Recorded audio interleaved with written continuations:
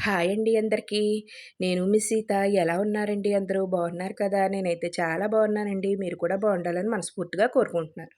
First time నా video చూస్తుంటే please subscribe. ఈరోజు రెసిపీ వచ్చేసి ఎగ్ ఫ్రైడ్ రైస్ అండి. ఎగ్ ఫ్రైడ్ రైస్ మనం పిల్లల లంచ్ బాక్స్‌లోకి మనం తినటానికి కూడా చాలా టేస్టీగా చేసుకోవచ్చండి. సింపుల్‌గా చేసుకోవచ్చు దీన్ని. మనకి మిగిలిపోయిన అన్నం ఉంటది కదా! దాంతో అన్నా చేసుకోవచ్చండి. లేదంటే అప్పటికప్పుడు వండుకొని దాంతో అన్నా చేసుకోవచ్చండి. ఏ విధంగా చేసినా ఈ ఎగ్ ఫ్రైడ్ రైస్ అయితే సూపర్‌గా ఉంటదండి. దాన్ని ఏ విధంగా తయారు చేసుకుందామో చూసేద్దాం రండి. ముందుగా అయితే నేను ఒక కప్పుతో అయితే బాసుమతి రైస్‌నైతే తీసుకున్నానండి. ఇలా బాసుమతి రైస్‌ని తీసుకొని ఒక బౌల్ తీసుకున్నానండి. ఆ బౌల్‌లో అయితే నేను ఇలా కప్పుతో తీసుకున్నాను కదా! ఈ కప్పు కప్పు బియ్యం కూడా అందులో వేసుకొని 2, 3 సార్లయితే వాష్ కడిగేసుకుందామండి. ఇలా కడిగేసుకొని బౌల్‌లోకైతే నీళ్ళు పట్టేసుకుందామండి. ఇలా పట్టేసుకున్న వాటిలో అయితే 2 బిర్యానీ ఆకులు, అలాగే 1 ఇంచు దాల్చిన చెక్క, 2 యాలుక్కాయలు, 2 లవంగాలు వేసుకుందామండి. 2, 3 లవంగాలు కూడా వేసేసుకుందాం. ఇలా వేసుకొని ఇలా వేసుకుందామండి. ఇలా వేసేసుకొని స్టవ్ వెలిగించుకొని స్టవ్ మీద అయితే పెట్టేసుకుందామండి. ఈ రైసు నేనైతే ఇప్పుడు ఉడికించుకుంటున్నానండి. మనం ఉదయం మిగిలిన అన్నంతో అయినా చేసుకోవచ్చండి. మిగిలిపోయిన అన్నంతో అయినా చేసుకోవచ్చు. మనం ఏ రైస్‌తో అయినా చేసుకోవచ్చండి. నేనైతే బాస్మతి రైస్‌ని తీసుకున్నాను. ఈ ఎసరు మరిగేటప్పుడైతే అందులో మనకు రుచికి తగ్గ సాల్టు, అలాగే ఒక టేబుల్ స్పూన్ ఆయిల్ వేసుకుంటే రైస్ అయితే పొడి వస్తదండి.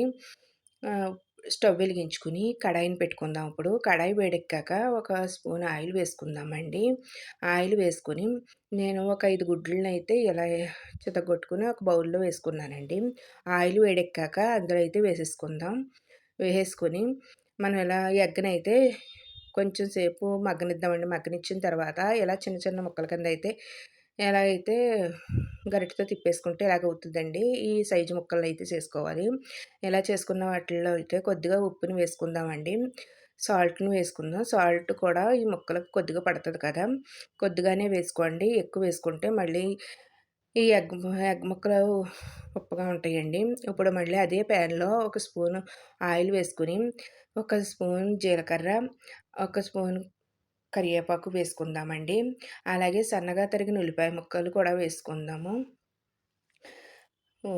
పచ్చిమిర్చినైతే ఇలా పొడవు సిరకల కింద కోసుకొని వాటిని కూడా వేసేసుకొని బాగా వేయించేసుకుందామండి.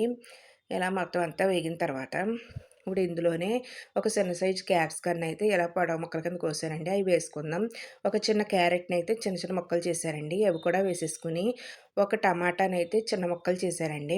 వాటిని కూడా వేసేసుకుందామండి. వేసేసుకొని బాగా వేయించేసుకుందామండి.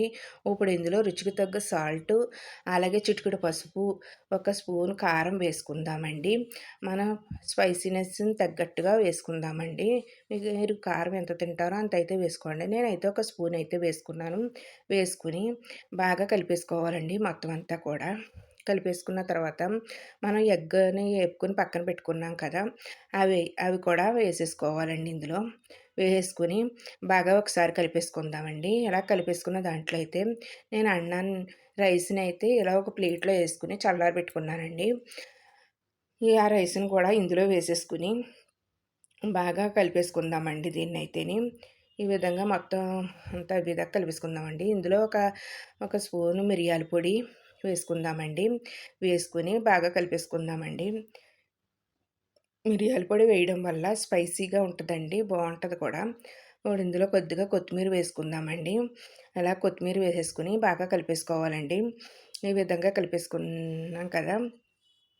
ఇప్పుడైతే ఇలా అయితే కలిపేసుకున్నాం కదండీ! మొత్తం అంతా ఒకసారి కలిపేసుకుందామండి. ఇలా కలిపేసుకొని ఒక బౌల్ తీసుకొని బౌల్‌లోకైతే వేసేసుకుందామండి. ఇలా బౌల్‌లోకేసుకుందాం. ఎంతో టేస్టీగా ఉండే ఎగ్ ఫ్రైడ్ రైస్ అయితే రెడీ అయిపోయిందండి.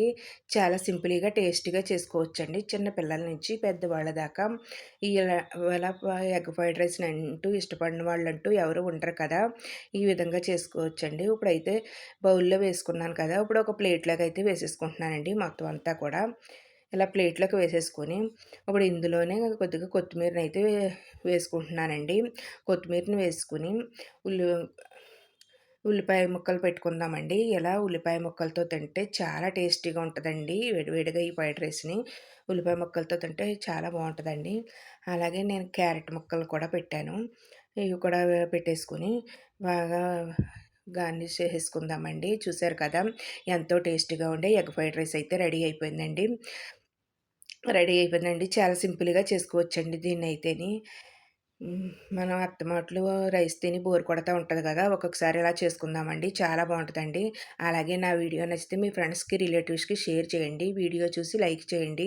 ఈ రెసిపీని ట్రై చేసి నాకైతే కామెంట్‌లో చెప్పండి. మీకైతే ఏ విధంగా వచ్చిందో మీకైతే ఏ విధంగా వచ్చిందో చెప్పండి. అలాగే వీడియో చూసిన తర్వాత లైక్ మట్టుకు చేయటం మర్చిపోవద్దండి. బాయ్ అండి. నెక్స్ట్ వీడియోలో కలుసుకుందాం.